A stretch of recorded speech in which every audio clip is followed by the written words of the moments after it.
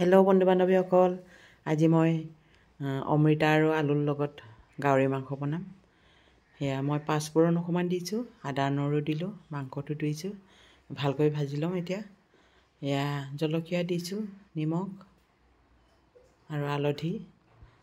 অমৃতা দিয়াৰ কাৰণে পাঁচফোৰণ অকণমান দিছোঁ, বেলেগ মছলা তেতিয়া দিব নালাগে। গাহৰি মাংসতটো মছলা নালাগেই ন। এয়া আলু আৰু অমৃতাখিনি দিলোঁ। যিহেতু মোৰ ডায়েবেটিছ আছে, সেইটো কাৰণে আলুটো খাব নোৱাৰোঁ, সেইটো কাৰণে অমৃতাটো খাওঁ। যাৰ যাৰ ডায়েবেটিছ আছে এনেকৈ খাব পাৰে অমৃতা লগাই পেলাই।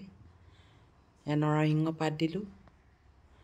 ভিডিঅ'টো অকণমান শ্বৰ্ট কৰি দিছোঁ মই এডিটিং কৰি পেলাই। এয়া নৰসিংহ পাত দিলোঁ আৰু এয়া জালুক দিছোঁ।